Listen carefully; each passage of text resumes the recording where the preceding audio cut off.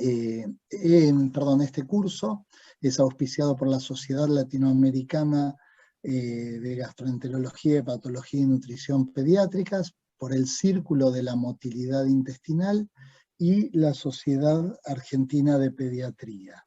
En esta ocasión contamos con el auspicio del laboratorio Mead Johnson, que se ha encargado de la traducción del evento y le estamos muy agradecidos. Bueno, va a disertar el doctor Osvaldo Borrelli, va a hablar de manometría antroduodenos-yeyunal, indicaciones y performance. El doctor Borrelli es consultor en gastroenterología pediátrica y jefe del Departamento de Neurogastroenterología y Motilidad del Great Ormond Street Hospital de Londres, del Reino Unido. Más allá de eso, desde lo formal, él ha escrito numerosos artículos, es quien más ha escrito y quien más ha presentado y quien más sabe en el mundo de este tema. Así que realmente es un honor contar con él. Por otro lado, siendo quien es realmente maravilloso cómo se ha prestado desde el momento en que le mandé el primer mail. Hemos hablado varias veces y realmente es un tipo encantador, excelente, y será un gusto tenerlo con nosotros. Muchísimas gracias, Osvaldo, te cedo la palabra. Para todos, antes de que empiece Osvaldo, abajo en la barra tienen para poner la interpretación si quieren en español o en inglés, tienen las dos opciones. Bueno, los dejo con vos, Osvaldo, muchísimas gracias.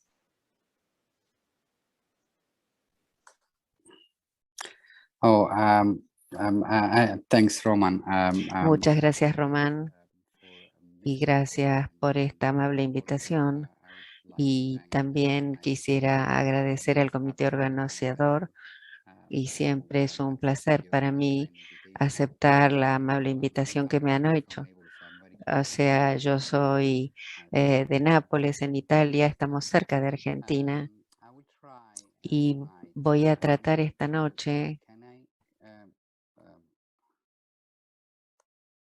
Okay, so I have to stop sharing here. No, I have done. So I have done hammering. Okay, so I think you can Bueno, están tratando de definir el tema del compartir pantalla.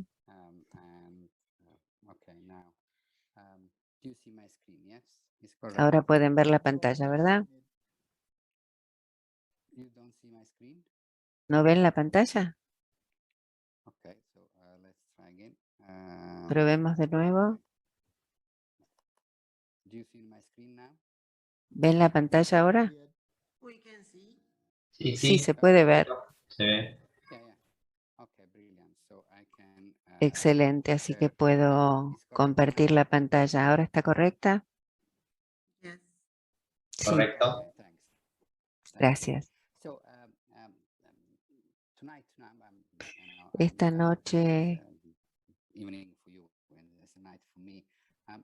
bueno, es la tardecita para ustedes, la noche para mí, y trataré de darles algunos aspectos básicos de la manometría antroduodeno-yeyunal, que es muy compleja, y ahí tenemos que hablar de las pruebas que se hace y también hablando de la motilidad en pediatría. Antes de empezar a hablar de la manometría, quisiera darles información sobre la fisiología normal del intestino. Todos conocen la estructura neuromuscular, cómo está compuesto el intestino esencialmente. Tenemos, como pueden ver acá, la mucosa. Esto es una biopsia. Después tenemos la mucosa muscular. Tenemos la submucosa. Y esencialmente el sistema está compuesto en el intestino delgado. Y hablando del intestino delgado, por lo que ustedes ven acá, tenemos la submucosa, que es el plexo submucosa, y la segunda generalmente está localizado entre la capa muscular circular y longitudinal, y esta es el plexo. Este plexo esencialmente es lo que ven acá, pero es muy importante para ver el contenido del lumen y activar las actividades fisiológicas, y es muy importante en cuanto a la motilidad. Y el sistema nervioso tiene una organización muy compleja y tiene una red neuronal muy densa de 10 a la 8 en cuanto a cantidad de neuronas, y es por esa razón que hablamos del cerebro en el intestino. Como hemos visto antes, los nervios están organizados en plexos y tenemos los plexos que les comenté, y esto está localizado a lo largo de la totalidad del tracto gastrointestinal y llega desde el estroma hasta el canal. Tenemos distintos tipos de subtipos neuronales. Este sistema nervioso puede funcionar, y sabemos que si tenemos el intestino delgado y distendemos con un balón, podemos ver cómo se mueve, y después tenemos la interacción con el sistema nervioso central y el sistema nervioso autonómico. O sea que es una cuestión realmente fascinante que puede controlar de manera muy correcta la actividad motora. It's interesting also that how the enteric nervous Es system interesante cómo este sistema tiene distintas clases, 20 subclases de neuronas. Tiene neuronas aferentes, tenemos interneuronas, neuronas motoras, y tienen características morfológicas diferentes. Tenemos distintos patrones de proyección, distintas propiedades electrofisiológicas, y tenemos más de 15 neurotransmisores en el tracto gastrointestinal. Por supuesto, lo más común y lo más conocido en el tracto gastrointestinal es la peristalsis, y este es un ejemplo de la actividad peristáltica.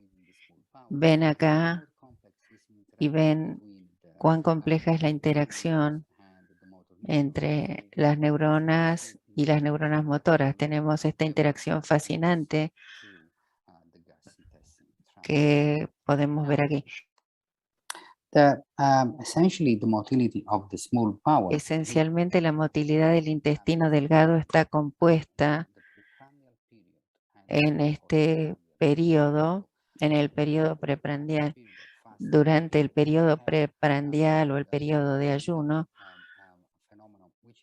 tenemos un fenómeno muy conocido que se llama el complejo motor migratorio, que está compuesto por 3 fases principales. La fase 1, que es esencialmente de quiescencia.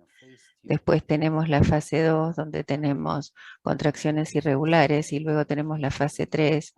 Esa fase 3 tenemos contracción que empieza en la parte proximal del intestino, y la fase 3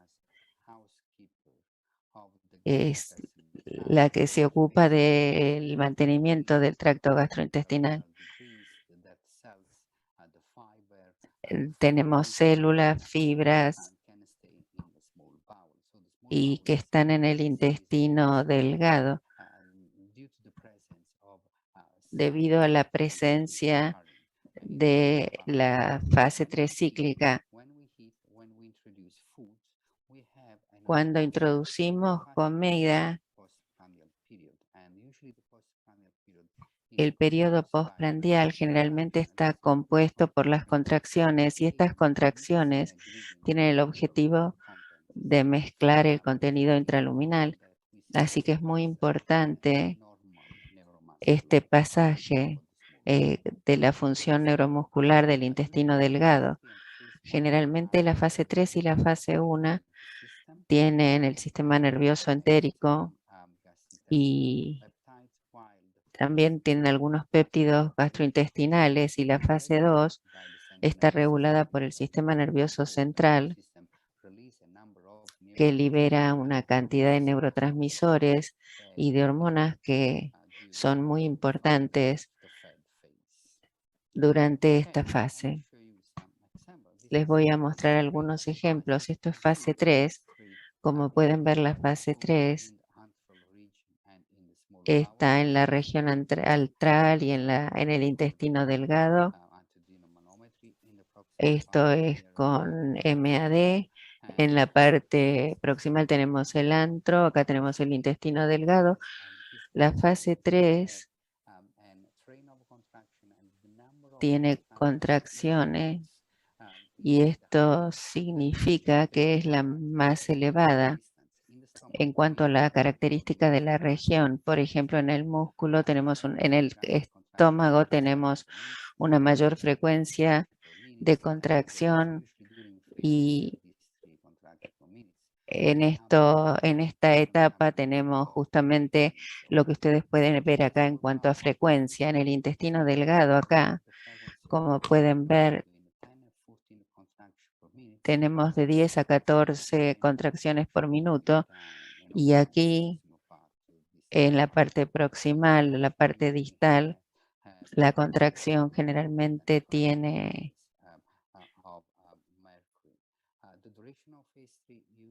esto que ven acá. La duración es de 2 a 5 minutos en la parte proximal y en la distal es de 10 a 20 minutos. Es importante reconocer que esta fase 3 se produce en ciclos, o sea que tenemos la fase 3 generalmente cada 45 o 60 minutos, o sea que la frecuencia es más elevada. En bebés podría ser 30 minutos y en adolescente o en adultos es diferente.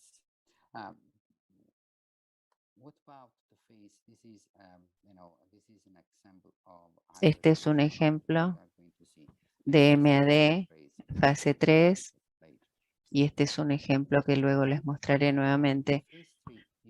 Luego la fase 3 generalmente empieza en el estómago. Es muy importante porque durante la fase 3 el estómago puede afectar las fibras y la fibra vegetal en general, y luego empieza aquí en el duodeno y avanza hacia el yeyuno y el yeyuno proximal. O sea que esencialmente cuando hacemos el registro con la manometría, muy frecuentemente van a ver que en la fase 3 el registro empieza en el estómago. No sé qué pasó, dice el doctor. Sorry about that. I don't know what's happened. I'm going to again. No sé qué pasó, dice el doctor. Can I just, I don't know. Okay, so I have my slides here. Tengo mis transparencias aquí. Second. So I'm trying to share again Estoy tratando de volver a compartir mi you see the pantalla. screen again? Sorry. ¿Ven nuevamente la pantalla? Sí. Yeah, it's okay. Do you see my slides? ¿Ven las transparencias? I can see them. Yes. I don't know what's happening. Okay. Okay. So, No sé qué ocurre con esto. Bien. Lydia says to talk with the microphone because she can translate it. yeah, okay, sorry. So I forgot. So hopefully she has been able to manage. Bueno, yo le había pedido al doctor que hablara con el micrófono y ahora está hablando. So I was talking about the phase Estaba 3. hablando sobre la fase 3. ¿Y qué podemos decir de la fase 2? Bueno, la fase 2 generalmente precede a la fase 3 y se caracteriza por estas contracciones aleatorias. Estas contracciones en el momento, el significado de la fase 2 no es bien conocido. Sospechamos que principalmente tiene que ver con empujar hacia abajo, hacia los contenidos lípidos, hacia el tracto gastrointestinal. Esto es un trazado de la fase 2. Y en la fase 1 generalmente es una fase de reposo sin contracciones que sigue a la fase 3. O sea, en el intestino delgado tenemos esta recurrencia de fase. Tenemos fase 1, fase 2 y fase 3. Fase 1, fase 2, fase 3. Y la presencia de las tres fases son evidencia de la función neuromuscular normal del intestino delgado. Nuevamente, acá tenemos esta imagen. ¿Qué ocurre cuando incorporamos una comida? Como estaba tratando de decirles antes, cuando uno ingiere una comida, ven que la actividad motora cambia totalmente. Tenemos un aumento de la actividad motora, de la contracción, y esta contracción tiene un rol específico en el estómago y empieza en el estómago, como comenté, también en el intestino delgado, porque las contracciones tienen por objetivo mezclar los contenidos y facilitar la mejor absorción. O sea, es característico, pueden verlo muy claramente por el trazado manométrico. Esto es resolución, esto es manometría de alta resolución. Este es el periodo de ayuno y este es el periodo de ingesta. Y esto queda totalmente claro. Bueno, ¿y qué podemos decir de la manometría intraduodenal? Es una herramienta diagnóstico que puede brindar una evaluación cualitativa y cuantitativa de la función motora del estómago y del intestino delgado, o sea, una actividad de esta índole, y registrando los cambios de la presión intraluminal. Es un registro muy claro. Después les voy a mostrar y es bastante complejo. La manometría intraduodenal en este momento se considera una modalidad diagnóstica estándar para evaluar la función neuromuscular del intestino delgado en niños con una pseudoobstrucción intestinal pediátrica o PIPO. Y queda claro ahora que todos los pacientes en los que se sospecha PIPO se someten a la manometría intraduodenal. Y esto no es solo para el diagnóstico, sino también para comprender el pronóstico y su capacidad o la capacidad que podemos tener de manejarlo. Esta pseudoobstrucción puede ser severa, afecta la motilidad y la manometría puede, por ejemplo, en pacientes que pueden tolerar la alimentación enteral y se puede llegar a un pronóstico porque se puede diferenciar entre distintos tipos de anormalidades en todo este proceso. Y la manometría intraduodenal está entre las pruebas requeridas para lograr el entrenamiento en nivel 2 en la neurogastroenterología pediátrica. Como pueden estar, hay un entrenamiento formal en este aspecto en Estados Unidos. En Europa básicamente no tenemos este tipo de capacitación, pero en Estados Unidos sí es un requisito y se debe comprender la prueba y de qué manera se realiza. I want just to have had just these two reference. This is the Quiero comentar estas dos the first study referencias. Este fue el primer estudio que se publicó, los estándares mínimos para los procedimientos de estudios de manometría en niños en el año 2002. Carlo Di Lorenzo es uno de los autores y este es otro, un artículo publicado por Rosen y es un documento de consenso de NAFGAN esencialmente sobre la manometría antroduodenal en niños. También hay otros trabajos publicados y un capítulo completo y hay un libro de texto sobre la motilidad y neurogastroenterología que tienen un capítulo muy interesante sobre la manometría y sobre las investigaciones al respecto. Yo sugeriría, y en realidad también les puedo enviar, si así lo desean, los artículos o el capítulo para que ustedes lo puedan leer. Con muchísimo gusto se los puedo hacer llegar. Pero es importante porque este es un consenso y después veremos que es un poco más complicado, pero es bueno leer estos trabajos. Bueno, ¿cuáles son las indicaciones clínicas para este tipo de manometría? Esencialmente, como dije antes, al principio es para diagnosticar y clasificar los tipos de pseudoobstrucción. La manometría puede identificar una obstrucción neuropática. Esto es importante porque, como dije antes, tenemos distintos pronósticos. Pacientes con este tipo de miopatía tienen un pronóstico peor que los pacientes con neuropatía.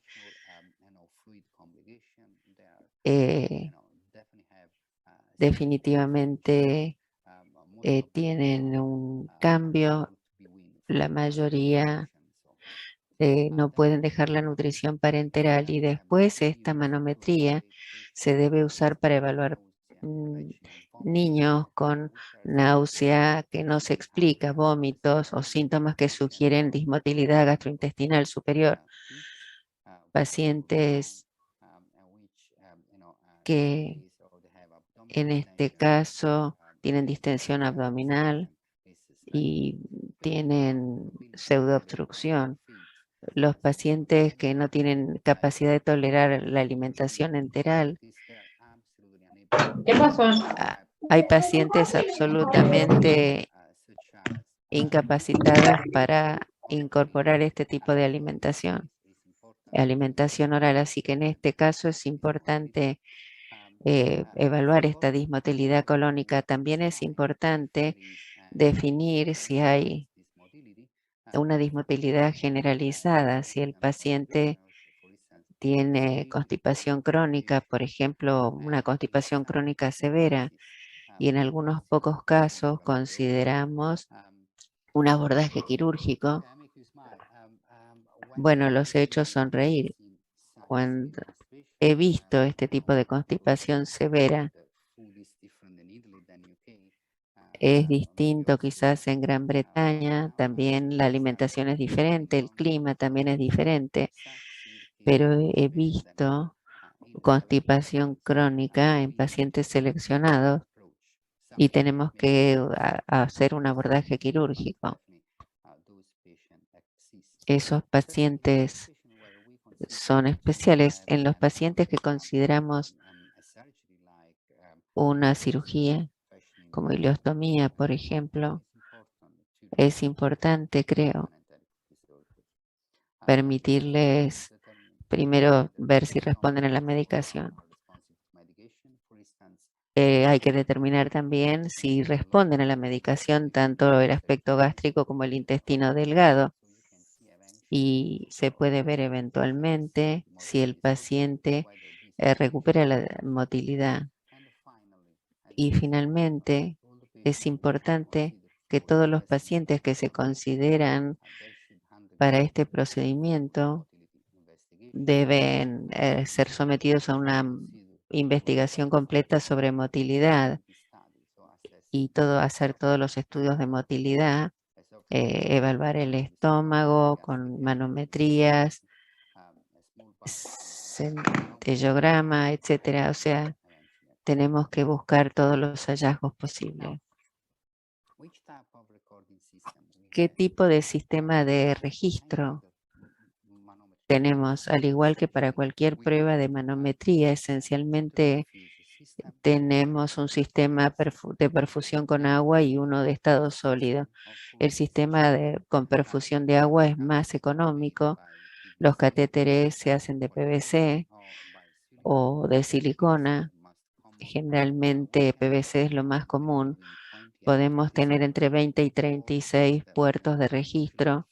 Generalmente el puerto proximal o los proximales están un poco más cerca.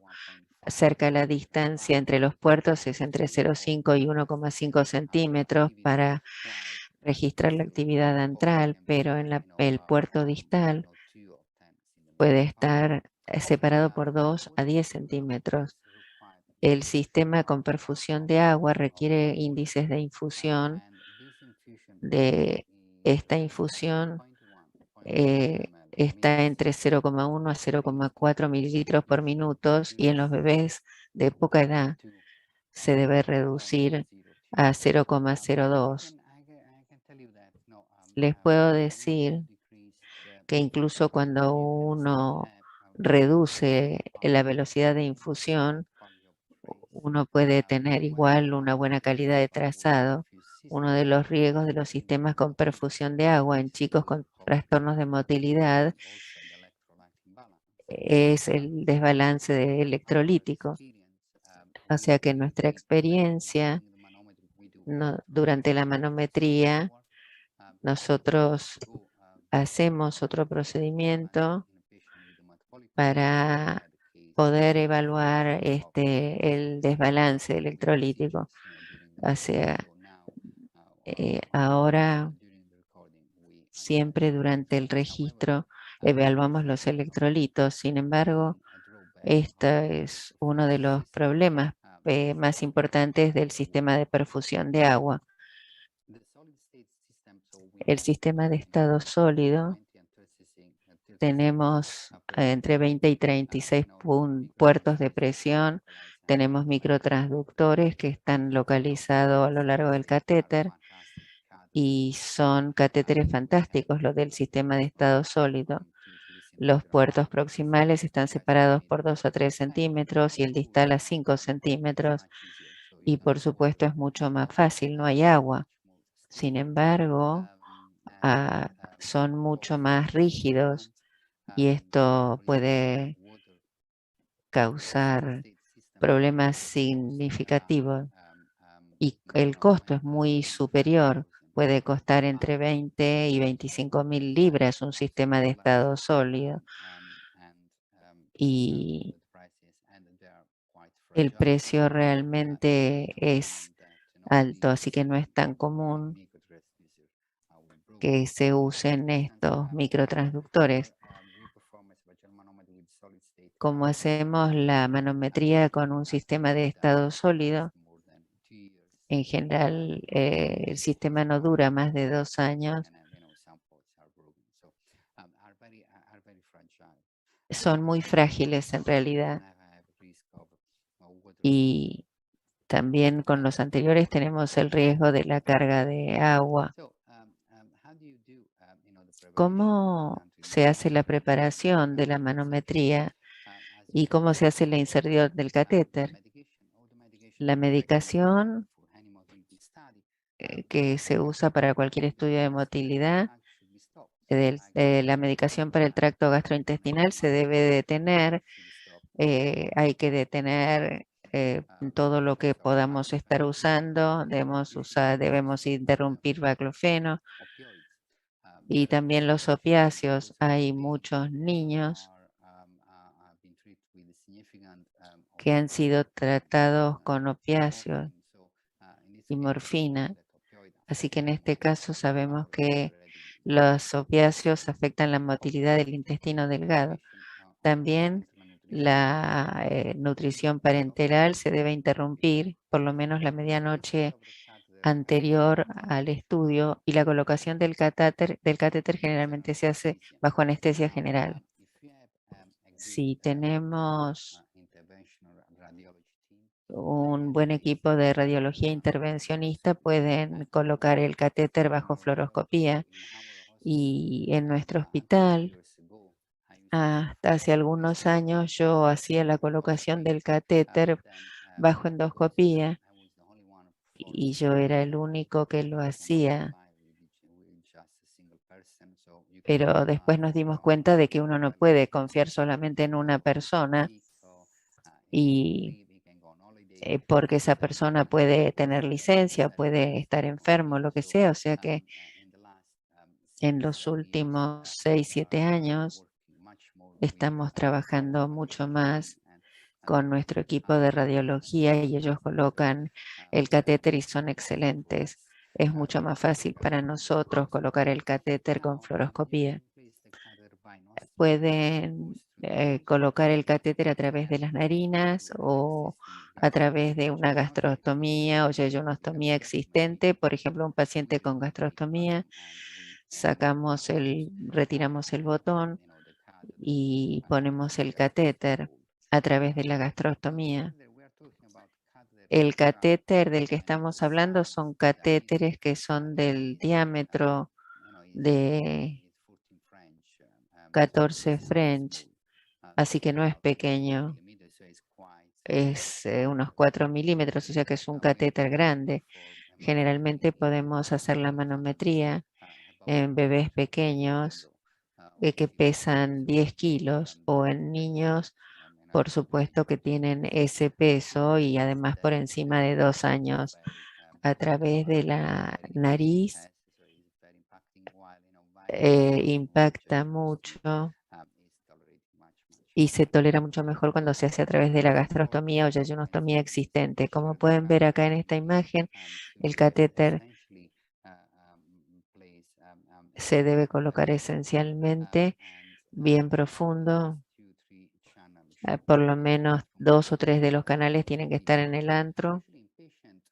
Generalmente el paciente, bueno, siempre colocamos un tubo nasogástrico en el estoma de gastrostomía junto con el catéter para MAD, y esto sirve para el venteo, para el drenaje, para las medicaciones y a veces también para la fórmula, que algunos niños son dependientes de la gastrostomía, pero tenemos que usar a veces este catéter.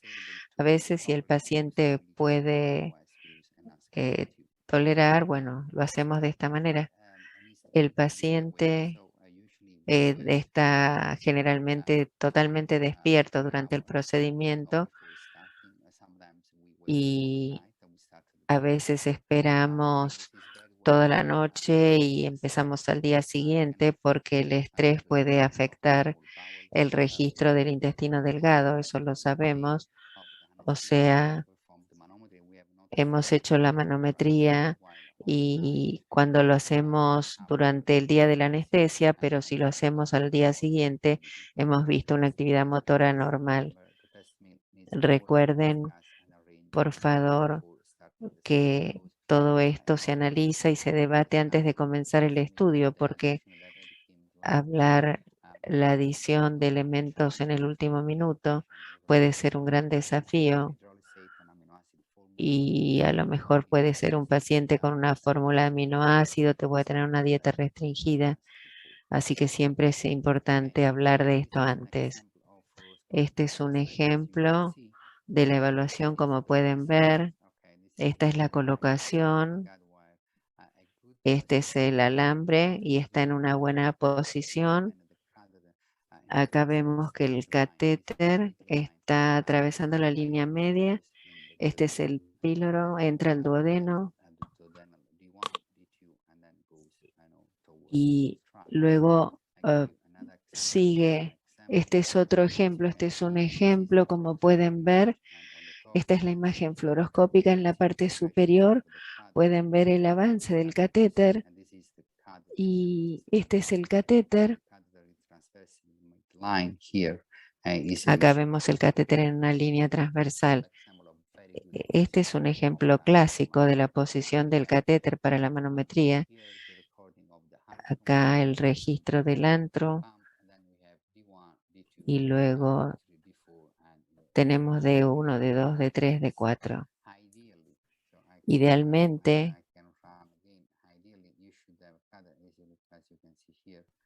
como pueden ver aquí, se debe hacer de esta manera. El catéter debería estar colocado de esta manera para tener un muy buen registro.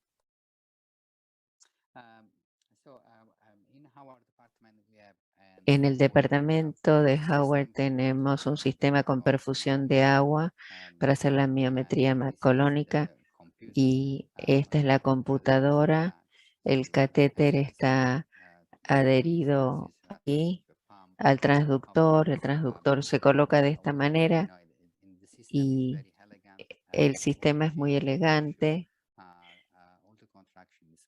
Toda la contracción del intestino delgado se registra y este cambio del agua cambia la presión que va al transductor y cambia de la señal de presión eléctrica. La presión eléctrica va a un transductor que puede transformar en una señal analógica, en una señal digital y registrar la contracción en la pantalla. Este es un ejemplo. Acá tenemos un niño en el que se está registrando. ¿Cuál es el protocolo entonces para este tipo de manometría? Tenemos la duración de 6 a 24 horas. No hay una estandarización sobre la duración. O sea, nuestro equipo registra 24 horas, otros equipos en Europa y en Estados Unidos registran durante 6 años. Nosotros pensamos que 24 horas es mejor porque podemos tener también un periodo nocturno y cuando el paciente está durmiendo, o sea que ahí se puede registrar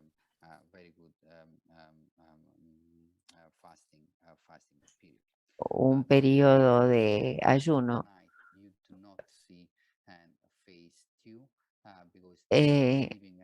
El paciente duerme, no vemos la fase 2 y la fase 2, como vimos, depende del sistema nervioso central, así que tenemos un pasaje de la fase 1 a la fase 3, después 1 a fase 3 y la fase 3 probablemente es el parámetro más importante para evaluar la función neuromuscular normal del intestino delgado, así que es importante ver la fase 3.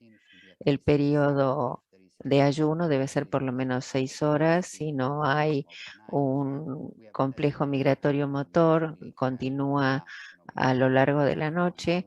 La comida de prueba es de media hora a 1 hora y les damos por lo menos 400 kilocalorías, el 50% de carbohidrato, otro porcentaje de grasa, y es una dieta estandarizada. Si no, damos una fórmula que tiene por lo menos 400 kilocalorías o 10 a 20 kilocalorías por kilo.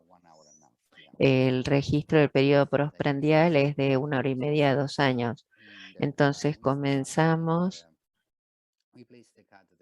colocamos el catéter generalmente en nuestro departamento, lo hacemos los miércoles, el miércoles a la mañana o a la tarde. El miércoles a la mañana en la unidad empezamos el registro y pasamos durante toda la noche y después empezamos con la medicación. Cuando empezamos la estimulación, hacemos pruebas de provocación. Empezamos el miércoles por la tarde y el jueves a la mañana empezamos con el registro y la seguimos durante toda la noche hasta el viernes a la mañana. Así que esencialmente registramos durante un periodo prolongado el periodo de ayuno y después damos el alimento o la comida de prueba y seguimos el estudio.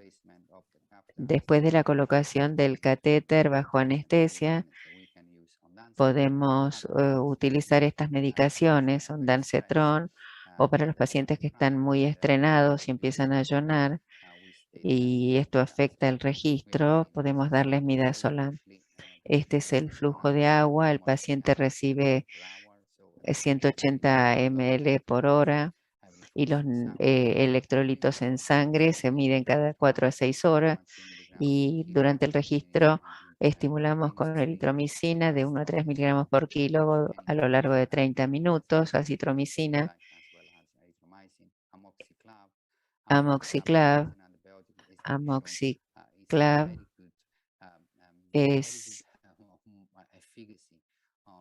tiene muy buena eficacia en la motilidad del intestino delgado y puede inducir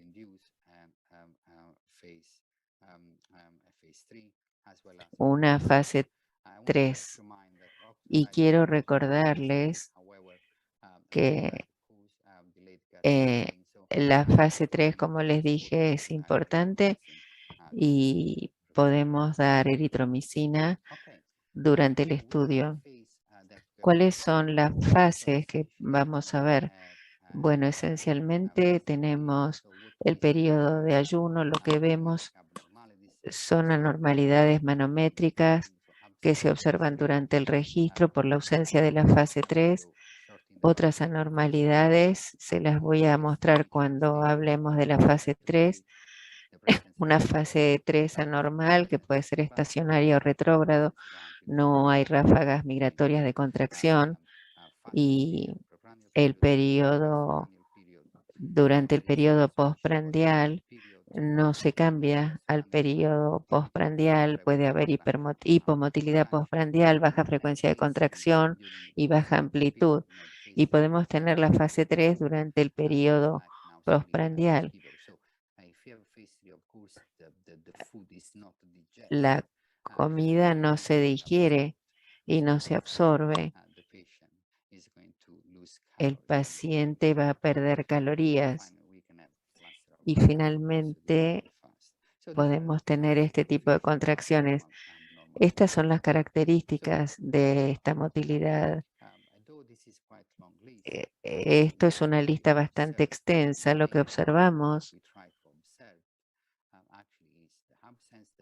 es la ausencia de la fase 3 y, como dije antes, es muy importante los parámetros neuromusculares y finalmente cambiar del periodo preprandial al postprandial.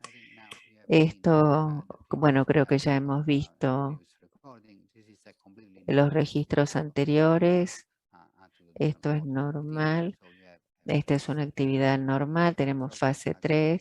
Tenemos contracción antral acá. La fase 3 en este caso empieza en el duodeno proximal y baja hasta el intestino delgado. Esto es un trazado convencional. Esta es la manometría y esto es una imagen topográfica, el aspecto topográfico. Este es un ejemplo de la fase 3 anormal. Como pueden ver, esto es normal. Vuelvo al anterior. Tenemos buena actividad motora que surge de la parte proximal, pasa a la parte distal, está bien coordinada. O sea que la fase 3 es directa. Y acá podemos visualizar este trazado topográfico. Este es un ejemplo de una parte normal de la fase 3. Otro ejemplo que vemos acá es absolutamente normal. Tenemos esta actividad y esta es una actividad retrógrada también. Esto es interesante. Esta es la parte proximal, tiene forma de flecha. Acá vemos actividad retrógrada en fase 3. Pasando de la parte proximal a la distal, tenemos actividad retrógrada aquí. Esta es una característica que ustedes pueden tomar del trabajo publicado por Rosen, y esto es del laboratorio de Howard. Acá ven que tenemos actividad retrógrada y acá al mismo tiempo tenemos la fase 3 que proviene de la parte inferior a la superior de manera retrógrada. Así que, como pueden imaginar, esta situación la pueden tener en pacientes mayores y tienen dificultad para movilizar el contenido intraluminal.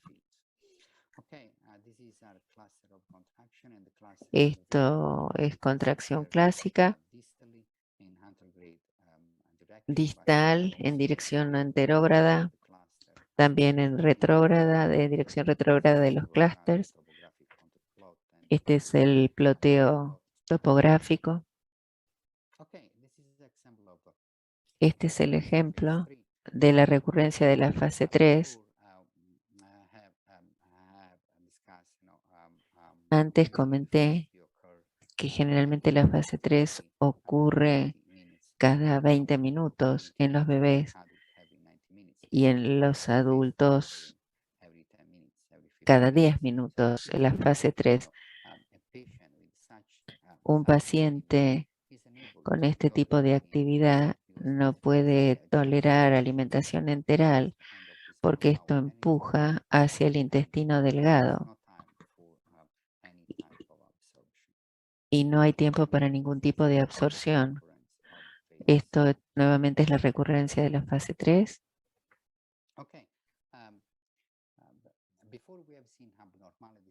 Antes vimos anormalidades en el aspecto de la fase 3. Y estas son principalmente características de neuropatía. En el caso de en esta situación podemos tener una propagación normal de la fase 3, pero como tenemos características miopáticas, no tenemos una fortaleza de la contracción y es menos de 10 milímetros de mercurio. Quiero hacer hincapié que en algunos pacientes con un problema significativo del intestino delgado, esto no se debe a la falta de tonicidad del intestino delgado, porque la contracción no puede activar el catéter y los transductores. Este es un ejemplo. Acá no se ve fase 3 y uno se pregunta si estamos viendo un paciente con una obstrucción, pero es importante comprender que a veces este catéter está en el estómago e idealmente al final del registro deberíamos repetir una radiografía por si no vemos ninguna actividad motora. El catéter está en el intestino delgado todavía. Acá no se registró nada en este paciente y vimos que el catéter no estaba en el lugar adecuado. Estaba en el estómago. Es importante porque esto puede afectar el diagnóstico totalmente. Y finalmente, hasta ahora tenemos este tipo de manometría para definir la presencia de síndrome de combinación y se llama una manometría estándar, pero en realidad esta manometría puede discriminar entre el síndrome de vómito y de ruminación. Puede retropropagar las contracciones empezando de el intestino delgado hacia el estómago. Pueden ver esto retrógrado. En el paciente con ruminación tenemos un aumento de la presión intragástrica y esta presión en el intestino delgado. Tenemos una contracción simultánea y generalmente esta contracción simultánea tiene que ver con la contracción de la pared abdominal. Es interesante hemos visto algunos pacientes en los que no vemos contracción retrógrada, sino solamente este tipo de contracción. Estos son los componentes del informe. Esta es una transparencia con muchos elementos. No hay necesidad de aclararlo todo, pero es muy importante que después de hacer el estudio y ver al paciente después de esta investigación tan importante, se pueda redactar un informe, y estos son los componentes del informe: el tipo de catéter usado, la duración del estudio, la comida de prueba, sí o no, la ruta de entrega, las calorías, la medicación usada durante la prueba. También tenemos que ver la actividad antral y cuál fue la frecuencia mayor de contracción en el periodo de ayuno y en el postprandial, y también después tenemos que ver cómo es la fase 2, cómo es la fase 1 y cuánto dura, y finalmente la fase 2, o sea, la cantidad de duración de los ciclos de las 3 fases. Y también tenemos que ver si hay una mayor actividad motora. Es importante informar que si realizamos una manometría y uno está pidiendo la manometría, ustedes pueden leer el informe y podemos entonces conversar al respecto, si no es muy difícil poder llegar a cuál es la conclusión del estudio. ¿Cuáles son entonces los desafíos? Bueno, lamentablemente hay carencia de datos que crea patrones en controles normales. Los datos normales pueden tener un trastorno funcional importante, pero no tienen una obstrucción. Algunos patrones atípicos que vemos en pacientes pueden estar presentes en pacientes sanos y en adultos sintomáticos, y es imperativo evitar la sobreinterpretación. También debemos tomar en consideración las necesidades en función de la edad. Tenemos que garantizar una ingesta calórica adecuada durante la comida de la prueba, de la test, que puede ser difícil en algunos pacientes. Y también recuerden que es muy común ver artefactos por pacientes que se mueven o hacen esfuerzos y que defecan durante el registro o lloran. Es complicado esta prueba, y hacemos realmente nuestro mejor esfuerzo para hacer la prueba de la mejor manera posible y registrarla cuidadosamente. Y recuerden que hay que tener mucho cuidado de sobreinterpretar. Una vez que hemos hecho, por ejemplo, este diagnóstico queda de por vida, y esto puede afectar el pronóstico en nuestro paciente. Y hay una significativa variabilidad interobservador en la manometría antroduodenal, y nuestra colega Connor, que está trabajando conmigo, está demostrando de qué manera la fase 3 es el único parámetro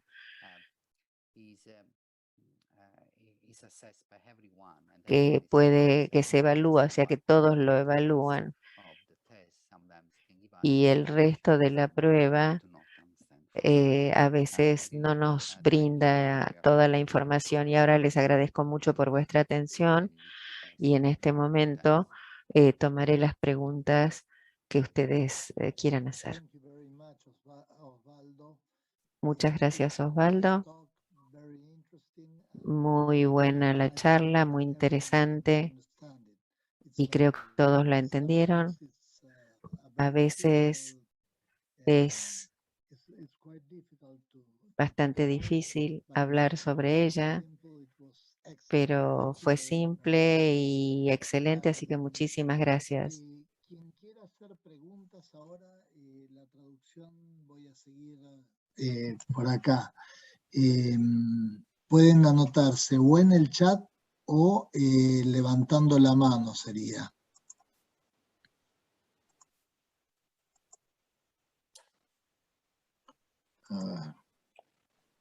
¿Hay algo en el chat?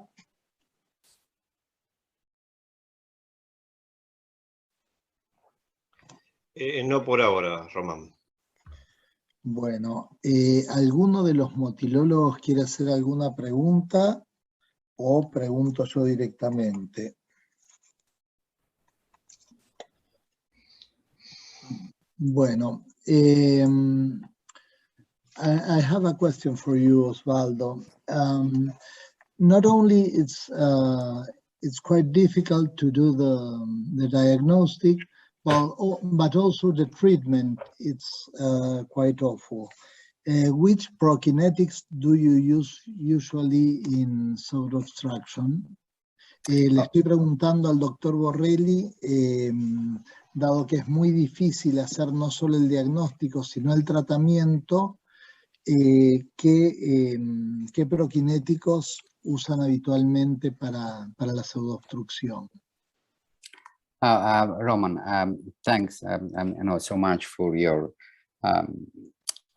question. And at the moment, though, the most common prokinetics we use are essentially erythromycin, which works quite well on the stomach, and we use amoxiclav, and we are using a much more pyridostigmine. So the pyridostigmine actually seems to be very effective. So the dose of 0.2 milligram per kilo. So usually between 2 and 5 milligram 4 or 5 times a day seems to be effective. There are some patients, works quite well on the stomach and quite well on the small bowel. So these are essentially the 3 prokinetics which are we are used the most. So it's very complicated because essentially when you have a patient with myopathic pseudo-obstruction, so any prokinetics that's not going to work. Maybe pyridostigmine a little bit, but with the vision neuropathy a little bit more. But essentially, these are the 3 prokinetics we use the most. Ok, lo que dice el doctor Borrelli es que lo que más usan es la eritromicina, que anda muy bien a nivel del estómago. También usan la amoxicilina clavulánico. Y otro prokinético que están utilizando, que anda muy bien tanto en estómago como en intestino, es la piridostigmina, en dosis de 2 a 5 miligramos. La doctora Núñez acá pregunta cuántos estudios de manometría realiza por semana. How many studies of intraduodenal manometry do you do for week? Every week or for month? Yeah. No, we are at Great Ormond Street. We are the referring center for chronic intestinal pseudo-obstruction in UK, and mainly the few team in Europe. So we perform 1 antiduodenal manometry a week at the moment. Usually in a year we perform between 40 and 50 antiduodenal manometry each year. 40 antiduodenal manometry, yes. So this is the number. We admit usually a patient with suspected pseudo-obstruction for 2 weeks pathway, motility pathway. And during these 2 weeks, we perform antiduodenal manometry, colonic manometry, anorectal manometry, and gastric emptying study, both for liquid and solid. Now we are also using MRI, but it's mainly for research, motility MRI, but usually around 40 antiduodenal manometry here we perform almost once every week. Lo que dice el doctor Borrelli es que están haciendo actualmente 1 por semana, 40, 50 manometrías antroduodenales por año, pero son un centro de referencia de Inglaterra y de Europa para pseudoobstrucción intestinal, por lo tanto les derivan de todos lados. Y también hacen estudios de manometría colónica, estudios de vaciamiento gástrico, y ahora están haciendo resonancia magnética nuclear. Are you doing magnetic resonance, the dynamic ones? Yeah, we are doing, Roman, yes, we are doing a dynamic MRI. And now there are new software which are amazing. So I'm telling you that maybe in the next few years, the MRI may have a significant role in assessing gastric hemorrhage and maybe also in assessing the motility of the small bowel. It's absolutely amazing. There are new software can give us, actually can quantify the motor activity in small bowel. So it's not just about an subjective visualization of the motor activity, but actually they can quantify the motility in the small bowel, which can make the difference because, I want to be honest, the fact that there are only a few centers doing this recording is not good. So I need to be challenged by my colleagues in the sense that I cannot rely the test only on my assessment, but I need to have people can check on me that I'm doing the right thing, because there is always risk that you start, because you are the only one, you start doing the thing in the wrong way. Okay. And I want to tell everyone, we are at Great Ormond Street, we are 4 motility consultants, and every time one of us do a report for angioedema manometry, there are other 2 consultants are checking the report if it's correct. Bueno, lo que dice el doctor es que están haciendo resonancia magnética dinámica, que es un estudio muy interesante, que no está validado, son pocos los centros que lo hacen y bien. Cree que en el futuro va a asesorar muy bien sobre la actividad motora fundamentalmente del intestino delgado. Lo que tiene es que son muy pocos centros que lo hacen, pocos centros lo pueden hacer bien y debe desafiar otros centros para que empiecen a hacerlo junto con él. Ellos son 4 consultores de motilidad y cada vez que hacen este tipo de estudios cotejan lo que opina uno y otro. Acá hay varias preguntas. Gonzalo, ¿podés habilitarle el micrófono a Gabriel Solsi?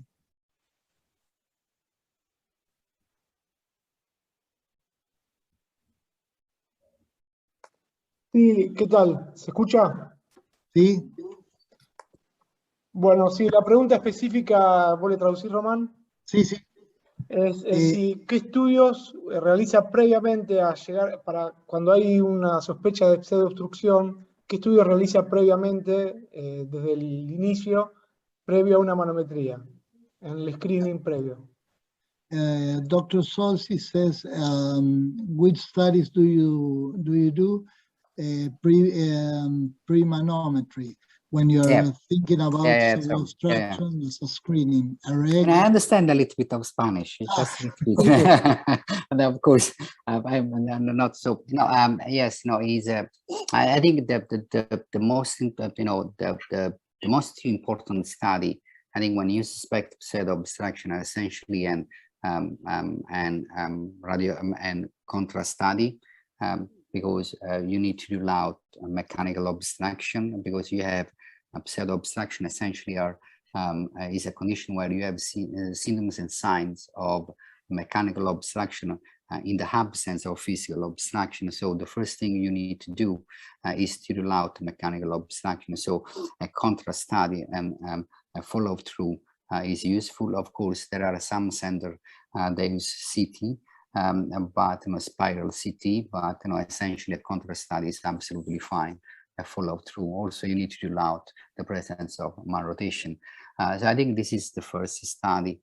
And the second, I think it's important in patients with such symptoms that you do a mucosal assessment. So in the sense that you rule out the presence of mucosal inflammation that can explain, these symptoms, like the symptoms of obstruction. then there is the plain X-ray. So if you have dilated the small loop and you have the presence of fluid level of, so of course you already have suspect of pseudo-obstruction. So I think this is something that should be done. Also, of course, some general bloods and biohumoral assessment, fecal crapotectin. So the initial assessment. I want to just remind that now we have the new criteria for pseudo-obstruction, which essentially are 4, and you need to, and if you have 2 out of 4 criteria, then you have diagnosis, and the 4 criteria essentially are: first, the inability to tolerate oral feed, to rely on enteral, jejunal or jejunal feed on parenteral nutrition. The second criteria is the presence of dilated small bowel loop. Then the third criteria is the presence of abnormalities either on manometry or on histology, on food thickness biopsy, and fourth, the presence of genetic abnormalities suggestive of pseudo-obstruction, for instance, ACG2, which is an abnormality of the muscle, some gene associated with visual neuropathy, and also with the meninge, for instance. So you have these 4 criteria. So, but I agree with Dr. Solzi that you have some preliminary investigation, and essentially a contrast study and the plain X-ray should be done with old patient, and eventually endoscopy, and then you consider to perform more invasive tests.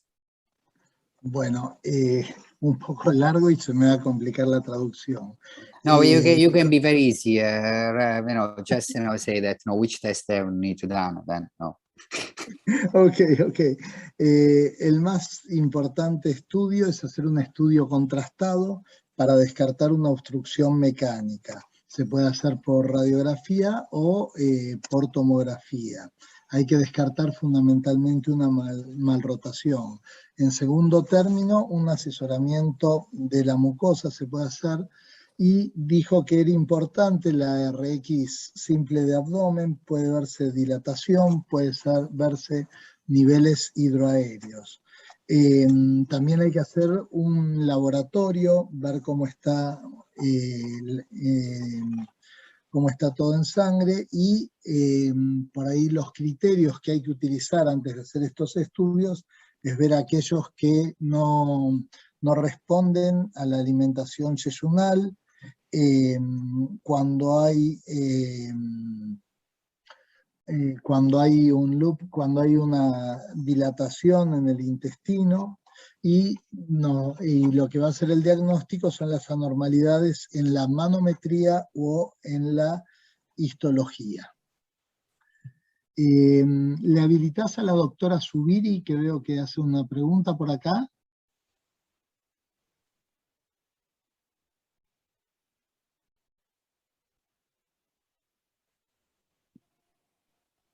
Hola. Sí, perfecto, sí. Bueno, muchas gracias y excelente la presentación. No, yo me preguntaba a ver qué experiencia tienen con prucalopride, como para ver también otra opción más de prokinéticos, que por ahí es lo que a veces nos hace falta, y por ahí tenemos un poco más a mano. Hey, thanks. I got the question, Raymond. So, what is the experience with the prucalopride? Yes, no, and pseudo-obstruction, yes, is not commonly used. I need to be honest, though is amongst the progenetics that are available. So my personal experience with prucalopride is much more on the constipation, which in some patients actually works. with mainly those with mild slow transit constipation. I have tried also with some patient with gastroparesis, and it seems to work in some patients. Also, there is experience from Rachel Rosen in Boston that she's using actually prucalopride also in patient with the gastroesophageal reflux, and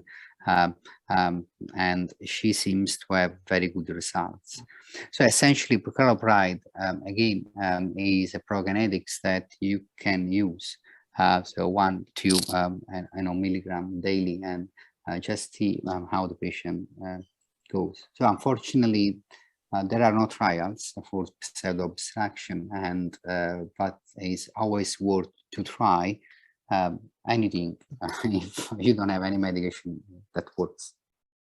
Bueno, lo que dice el doctor es que él no usa habitualmente el prucalopride en pseudoobstrucción, él prefiere usar otros prokinéticos, lo usa más para constipación de tránsito lento, y se usó con éxito en algún caso de gastroparesia. Incluso refirió un trabajo en que fue usado en reflujo gastroesofágico. Esencialmente él lo que sugiere es tratar de usar prokinéticos directamente. La doctora Núñez pregunta si en lugar de midazolam se puede utilizar hidrato de clorar en caso de que esté muy inquieto el niño. Yes, you can use you can use chlorhydrate if midazolam does not work. Yes. Okay. Dice el doctor que se puede usar hidrato de clorar en caso de que el midazolam no ande. Acá pregunta alguien, somebody asked if amoxiclavulanic amoxicillin produces a negative effect on microbiota. What's the impact? Yeah, no, essentially, this is the situation. Whether the amoxiclav is able to actually to affect directly the phase 3 or induce the phase 3, because change in intestinal microbiota is not known. However, though it seems to induce phase 3 directly. However, in patients with intestinal dysmotility, it's quite common host to have small intestine bacteria overgrowth.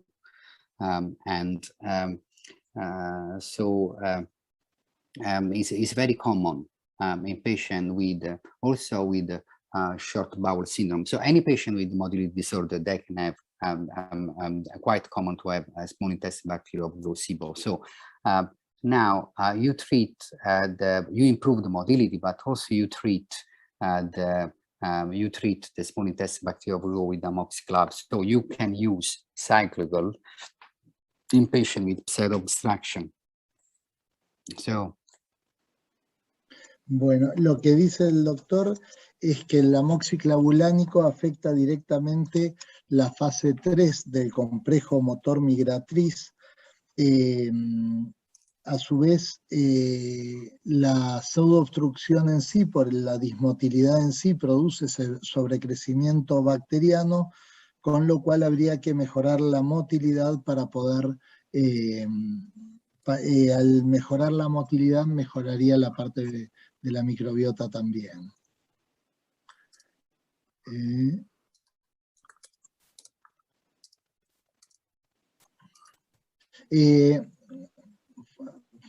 For how long do you use the prokinetics? It's variable. So there are some prokinetics that we use for months. Some other prokinetics we use just for weeks. One of the problem about erythromycin is usually the tachyphylaxis that you have. So after a while, unfortunately, you need to stop erythromycin for a period of time, and then you can restart again. But usually we cycle. So we do, for instance, a couple of months erythromycin, then we try pyridostigmine, then we try the amoxiclav. So we go on rotation. Sometimes we go on rotation for antibiotics. So we use, because they have very often a small intestinal bacteria of Gros. So we rotate amoxiclav with metronidazole with rifaximin and go on. So it's variable. So I mean, it's difficult to say, but when we have the impression that the prokinetics is not working anymore, then we switch to another one. Ok, lo que dice el doctor es que el tiempo es variable, algunos prokinéticos los usan por meses, otros los usan por semanas. El problema de la eritromicina, que es su favorito, es la taquifilaxis, con lo cual muchas veces tiene que suspenderlo. Cuando ven que tienen que suspender la eritromicina, pasa a piridostigmina, después de un tiempo pasa a amoxiclavulánico, en general van rotando los prokinéticos y es bastante difícil de decir cuánto tiempo los van a usar en general. Pero la idea es ir rotando los distintos prokinéticos. A ver, son prokinéticos. ¿Cuál es el efecto acá Martín Balaco pregunta, ¿cuál es el efecto de la nutrición parenteral en los resultados de la manometría? ¿Puede influir en su resultado? Yes, Steve, yes. Definitely yes. So, I know any type of nutrition is affecting the fasting period. So you don't have any fasting period if the patient is on PN. So that's the reason you need to stop PN. So you are not going to see any phase of fasting periods because of the PN. Moreover, because you have during PN, you can have quite a little bit higher glucose. You keep the glucose on a higher level, and then that can affect also the gastric motor activity. So essentially, you are while the PN is running, you are constant postprandial periods, so you don't see any migrating motor complex. Bueno, sí, definitivamente altera el resultado de la manometría. No se van a ver las distintas fases del periodo de ayuno. Por otro lado, también aumento de los niveles de glucosa aumenta la actividad motora gástrica.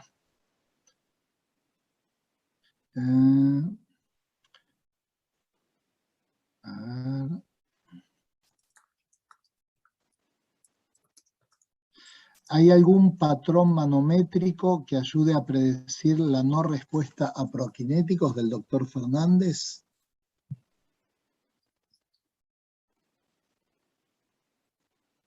Did you understand? Is there any... I missed that. ¿Qué tal, doctor Osvaldo? Excelente presentación. Thanks. Mi consulta es la siguiente. ¿Hay algún trazado, patrón manométrico que lo ayude a uno a decir, este paciente no va a responder a prokinéticos y no se va a poder alimentar de forma enteral? Roman, I need help. Yeah. Is there any manometry that helps to say which patient won't respond to prokinetics? Yeah, so okay, yes. Sorry, I got, and also to enteral feed, yes. So for instance, patient with completely absence of phase 3, that you don't see phase 3, or you see retrograde phase 3, or you see simultaneous phase 3, definitely do not respond to prokinetics and enteral feed. So there are those that absolutely they do not respond. Lo que dice es que la ausencia de la fase 3, cuando encuentra una fase 3 retrógrada o una fase 3 simultánea, son patrones manométricos que le indican que ese paciente no va a responder a los prokinéticos. However, I want to add one thing.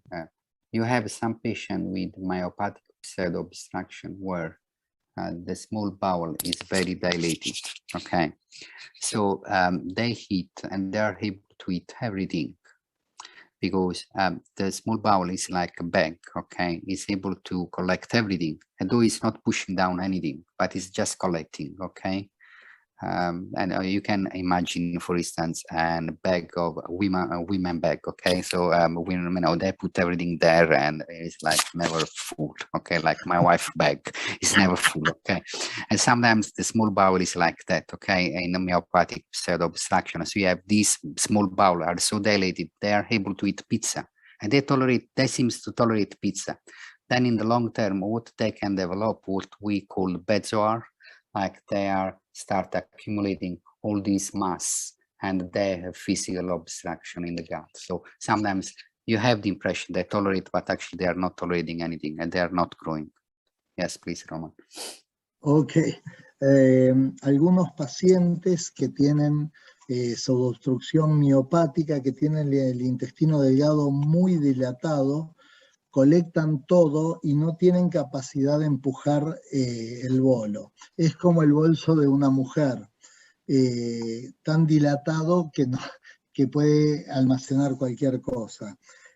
Son pacientes que algunas veces dicen, mirá cómo tolero pizza, comen pizza y creen que está todo muy bien, sin embargo empiezan a acumular y a la larga no pueden tolerarlo.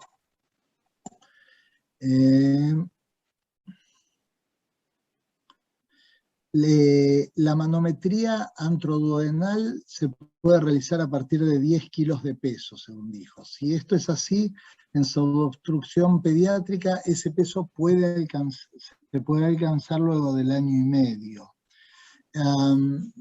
This question says the antroduodenal manometry can be done with 10 kilos weight a baby. If this is like this, in pseudoobstruction, this weight can be reached at a year and a half. Yeah, so okay, so it's a good question. It's absolutely a very good question. Actually, you can perform the manometry in smaller baby, but you need to have different type of catheter, and the catheter needs to be smaller. So the catheter which is available at the moment in our center in UK, I'm talking about UK, is around 14 French, so 4 millimeter. But if you have a catheter smaller, for instance, of 9 French, 10 French, 11 French, which is 3 millimeters, a little bit bigger than a PHP dense catheter, yes, you can run the manometry even in 6 months, 8 months, 10 months baby infants, but you need to be very careful about the water flow, so the infusion rate, if you are using a water perfusion system. Usually, yes, you're absolutely right. We do not wait until the patient is 2 years. So we wait usually until the patient is 1 year and some months. So though we have set this limit around 10, usually when they are around 8 kilo and a half, we proceed. Also because the majority of these patients anyway, they will require with the time placement of a device like a gastrostomy. So after the gastrostomy, they have a button. It's quite common that we perform the manometry through the gastrostomy instead of the nostril. So in that case, we can go and we can use, we can perform the manometry in a patient less than 10 kilo, around 8 kilo and 8 kilo now. Lo que dice el doctor es que ellos tienen sondas de 14 French, es el catéter más chico que tienen. En otros centros han usado mucho más chicos y pueden llegar a realizar la manometría a partir de los 6 meses inclusive. Hay que tener mucho cuidado con la infusión de agua que se hace por el tema de la alteración hidroelectrolítica. Usualmente esperan hasta el año y monedas, y pueden usarlo a veces en más chicos y mejor a través del tubo de gastrostomía. Gonza, ¿le podés pasar el audio a Ana Roca?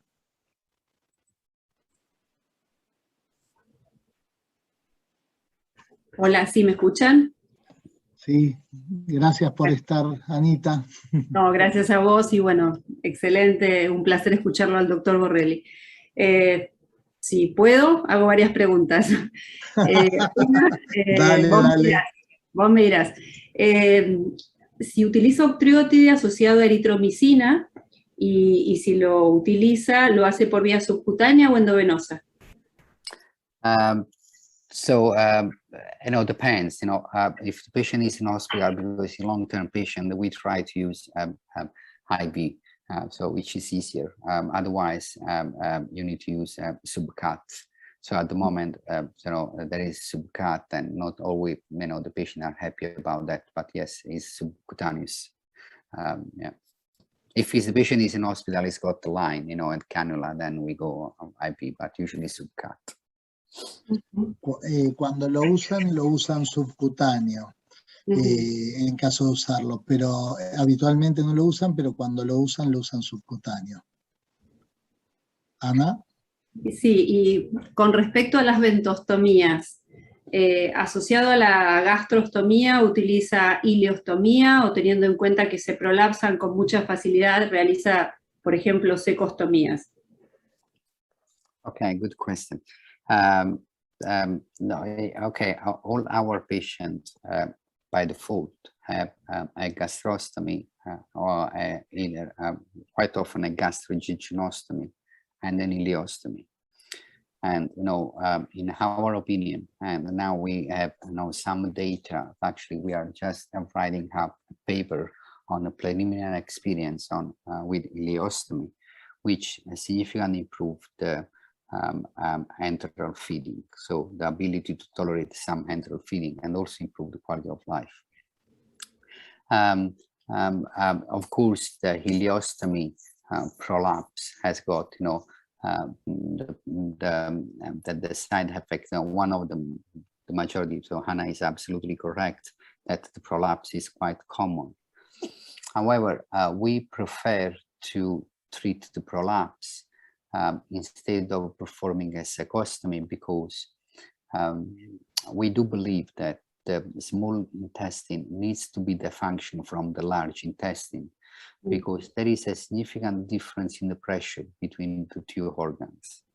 So and that pressure can affect the proximal part of the small bowel. So if you have a bowel that initially has not been dilated because the patient is small, if you leave the bowel, if you leave the integrity of the gastrointestinal tract, then there is a risk with time that they will develop dilatation, which makes the management much more complicated in terms of fluid. So, and that's for our reason, all our patients by default, when we perform a diagnosis of pseudo-obstruction, they are going to have an ileostomy. And they are going to have a gastrostomy for venting, and quite often they are going to have also a jejunostomy because they have gastroparesis, so they have quite dilated stomach. Yes, you are absolutely right. It's complicated management of prolapse. Thank you very much. Lo que dice es que es muy difícil el manejo del prolapso, que suelen prolapsarse las ileostomías. Han usado gastrostomía, jejunostomía.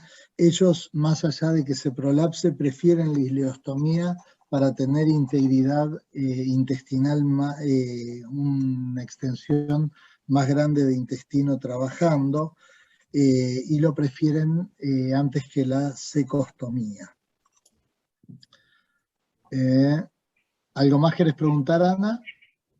Un último comentario. En una recopilación reciente que hicimos sobre los centros de motilidad en Latinoamérica, vimos que la manometría antrodenojejunal es un recurso que es escaso.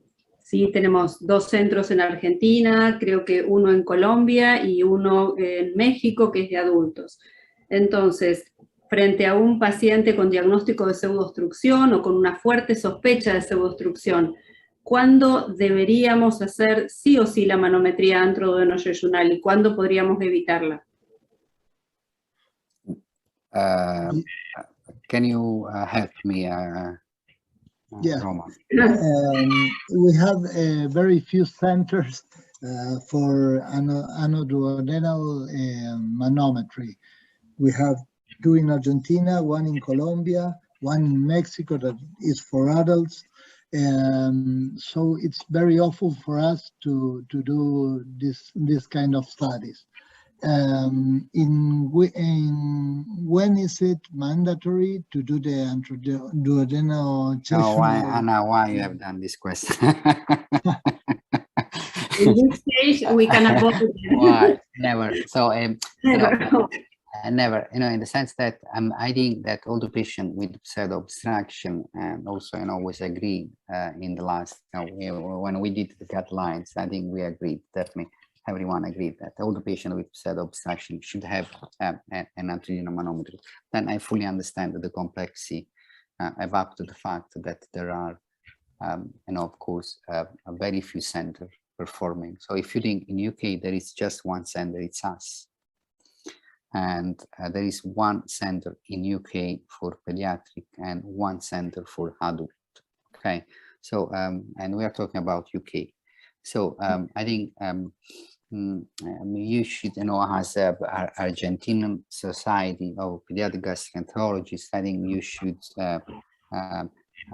should focus on creating a center, so 1 center where can develop this skill. Then I think everyone in the world, believe me, at least the center performing the manometry, like the Columbus or Boston or us, we are very happy to have 1 fellow over for a period of time to train and to bring over the expertise for the antrodenal manometry. I fully agree that you cannot send around the world the patients because it costs a lot of money, it costs a lot of difficulties, but I think you should consider at some point to have a center where you can perform this manometry.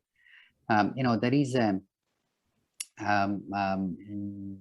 you should have each year in a center, in a reference center, around 10-12 diagnoses of pseudo-obstruction a year, okay? And this is the number we have in UK. So we do around 12 diagnoses here. Depends, some year 10, some other years 15, but it is 10, okay? So if you identify the center and you work, all together, so I think you can then, train a junior doctor or train, and a consultant of mid-age, because I think now it's difficult for some, I've got,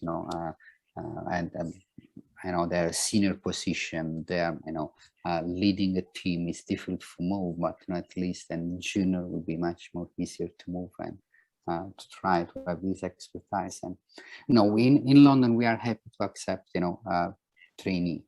But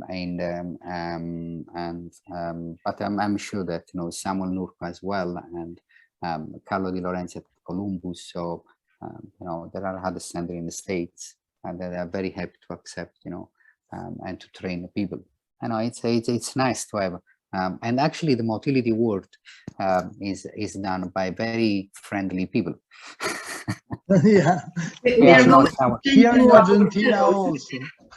Okay, so I think the motility is done by very friendly people. It's not like a different other specialty in pediatric gastroenterology. I think in the motility we help each other because we have got stuck with our patient. We don't know what to do with our patient, and we ask for help.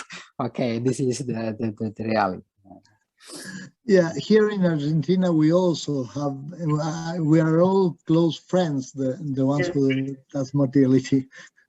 So that's reason. I think it's just matter just guys organize between you, please, and then ask one of us to train one of you guys. I think can be done. Lo que dice el doctor es que entiende la problemática de que tenemos muy pocos centros que lo hacemos, que lo que debe hacerse es centralizarse en un solo centro, como hacen en Inglaterra, que hay un centro para pediatría y un centro para adultos. El de pediatría es justamente el de Great Ormond, y que les derivan por año 10 a 12 pseudoobstrucciones. Tienen 10 a 12 diagnósticos de pseudoobstrucción en el año. Que bueno, lo que deberíamos hacer es tratar de centralizar, buscar un centro de referencia, y podríamos mandarle algún junior o algún middle age, alguna de edad media, para que puedan llegar a entrenarse con ellos y poder hacerlo. Bueno, el doctor Di Taranto quería hacer una pregunta a Gonzalo, hablando de amigos motilistas. Gracias, Román. Dr. Borrelli, thank you a lot for sharing your knowledge and your experience. Quería hacer una pregunta. I want to make a future question. You talked about perfusion and states, solid state. What about Smart Pill? ¿Cómo están las cosas con Smart Pill? Y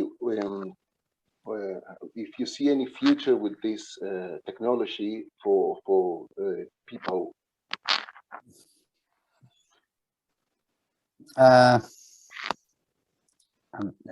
Essentially, the smart pill can give you, some indication about the transit in terms of fasting transits, through transit, the gastroparesis. And the main problem essentially with the smart pill at the moment is you have just one recording point, one pressure point. So with one pressure point, you cannot assess the coordination of the motor activity in the small bowel. So of course, I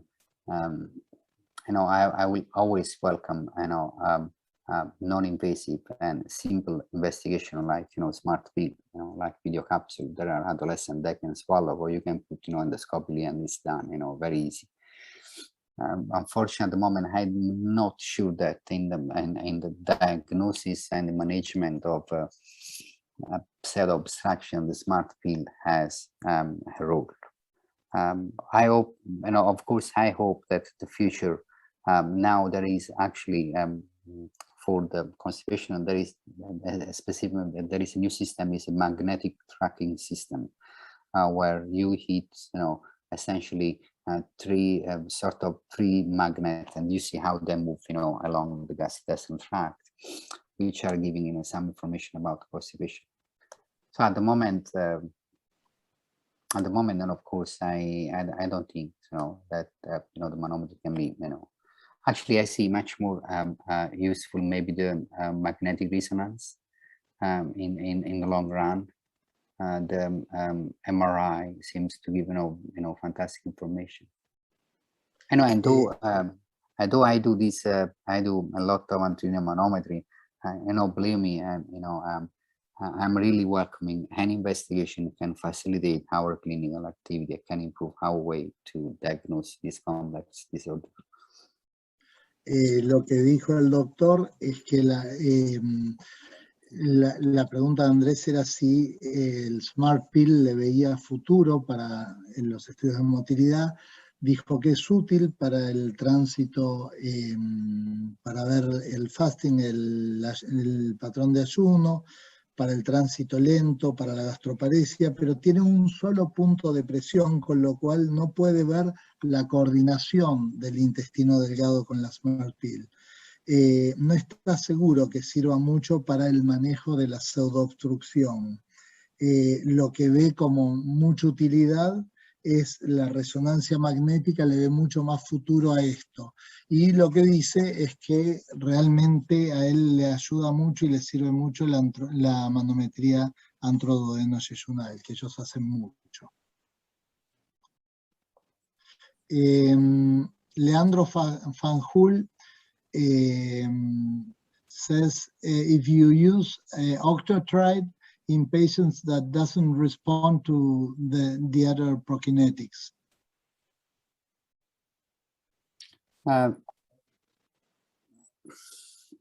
Yeah, so we use octreotide.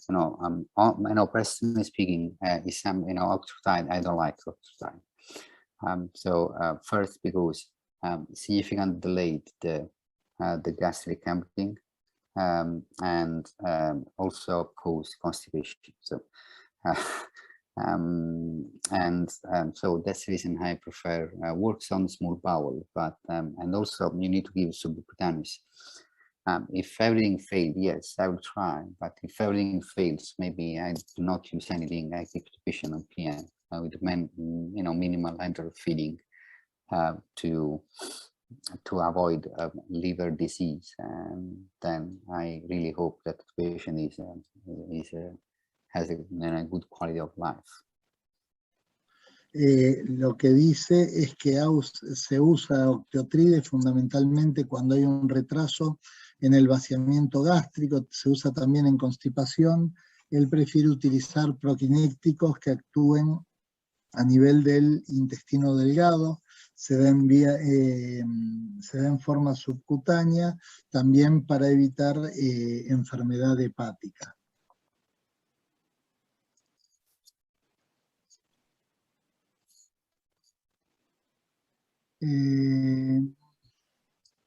Acá hay otra pregunta de Renata Weichenblaum, que if you use octreotide, and how long do you wait to see the answer of the octreotide? And the octreotide is for how long do you use it? And again, octreotide is quite quick medication. So if you start using after a few days, 3-4 days, 3-5 days, you should start seeing, some effect. How long I use is a variable. So I use octreotide as long as the patient is compliant in the subcutaneous injection, and as long as the medication is effective. Otherwise, I will stop. Dice que la acción es rápida, en 2 o 3 días se espera que tengan éxito y se la da mientras el paciente soporte las inyecciones y en la medida en que vaya teniendo éxito.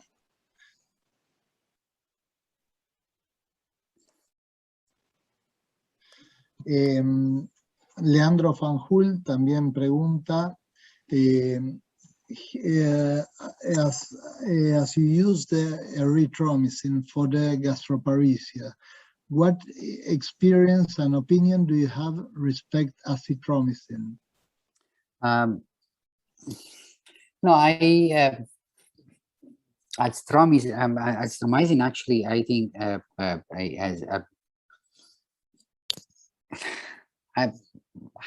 my gut feeling is does not work like erythromycin. Okay, so I have been used in patients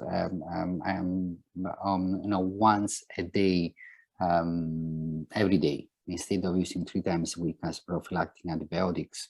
I do not have that azithromycin has got the same effect of erythromycin. However, I need to say, unfortunately, sometimes we are shortage of erythromycin in UK, so I don't have a solution that's using azithromycin, but essentially, I feel that erythromycin works better.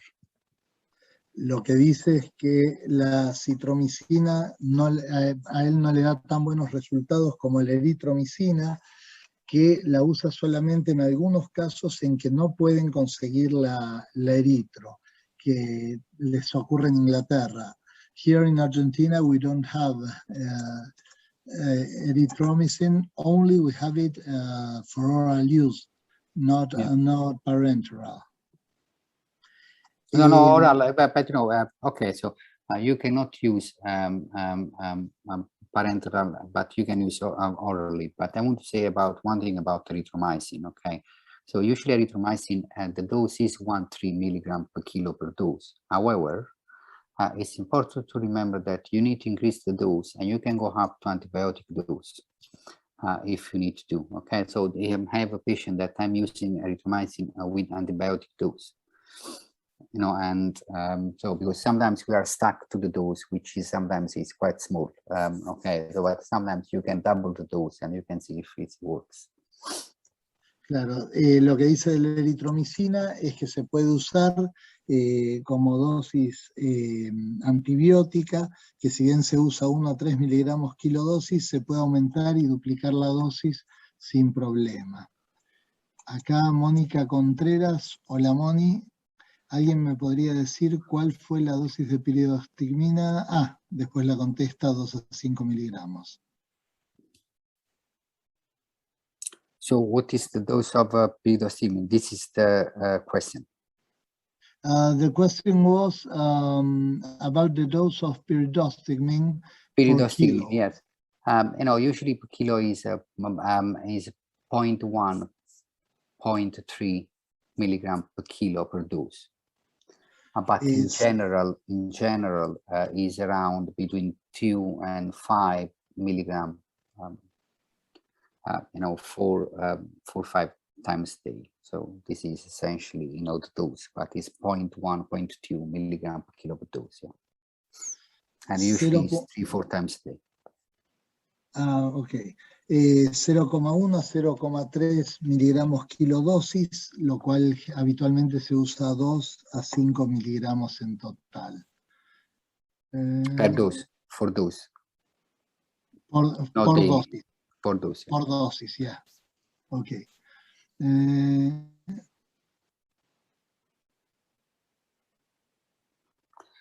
Okay, so have you seen, you know, and pseudo obstruction post-COVID? This is one of the questions. Of course, now COVID is. Yeah. Dice si hemos visto pseudoobstrucción después del COVID. No, I'm reading a question. I think there is some question from Gabriel Solzi. Yeah, so Dr. Solzi. Ah, Gabriel. Yeah. So actually, what the COVID can do, like any other infection, and you know better than me. So any infection can cause significant inflammation and significant neuromuscular involvement, and can cause, you know, this motility of the gastrointestinal tract, like severe IBS. So severe, you know. I think this we need to see. You know, the COVID has a cause of possible post-infectious syndrome, which in some patients can cause significant motility disorder, can cause also significant pain. However, at the moment, I have not seen severe case of cell obstruction. Definitely, I've seen cases that they are functional and they are definitely functional. Yeah. Ajá. Lo que dice es que el COVID, como cualquier infección que inflama, puede producir alguna alteración neuromuscular. A veces el COVID causa un síndrome postsistémico. Por ahora no ha visto pseudoobstrucción por COVID. Bueno.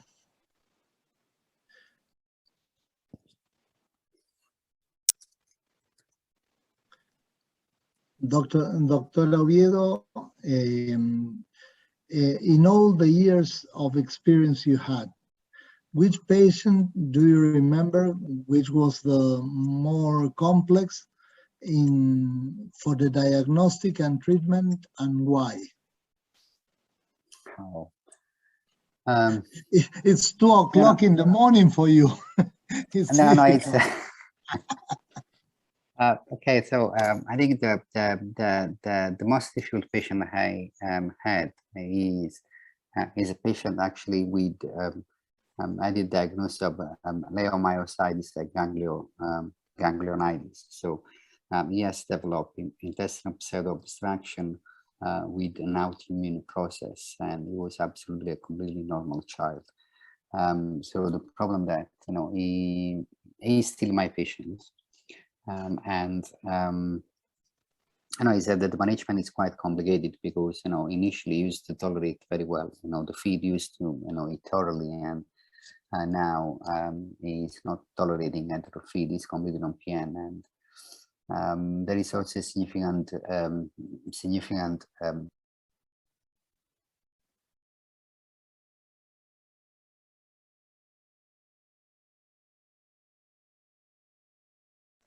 okay. I don't know, someone was deactivating my audio. So it's been a significant psychological problem for the family and for the child as well. So I think is a patient that, you know, I know has a significant place in my mind and my heart. So, you know, unfortunately, the patient does believe that I'm a great doctor, but unfortunately, I'm not doing so much for him. So, so definitely is a patient that. Yeah.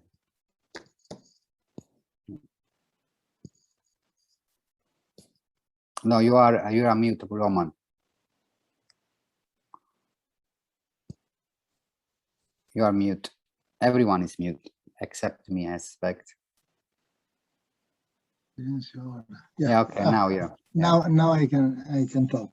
Un paciente en el que se diagnosticó miositis, un compromiso miopático, que era un chico normal, sano, que al principio empezó tolerando muy bien la alimentación enteral y que se fue complicando cada vez más, incluso hoy está en tratamiento psicológico, y dice que es un paciente que está en su lugar y en su corazón, con lo cual se le hace mucho más difícil.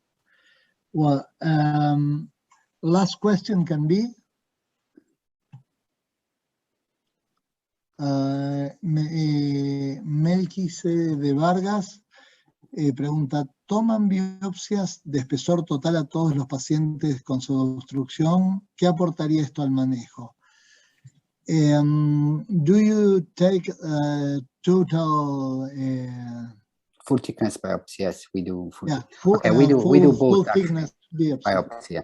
So we actually, as I said before, we definitely do an endoscopic assessment. So we do mucosal biopsy to rule out an inflammatory process.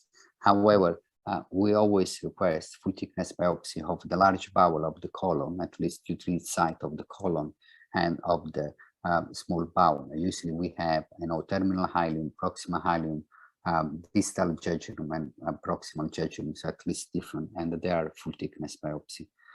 Yeah. Sí, toman full thickness, hacen asesoramiento endoscópico para ver la inflamación y toman biopsias profundas. But for full thickness, you need to do laparoscopy, not by endoscopy. Yeah, laparoscopy, yes. Yeah. Por laparoscopía lo hacen. Yeah. Well, Dr. Borrelli, thank you very much. It's 2 o'clock in the morning there in UK. Thank you very much. It was wonderful. 2 hours of we learned a lot, and I hope you see you soon here in Argentina. Oh, absolutely. And I thank you, everyone, and thank you for welcoming me so much. You know, I feel that too. So thanks, and it's been absolutely a pleasure and honor to be with you tonight. Thank you very much, Osvaldo. Thank you y gracias a todos. Chao, Osvaldo.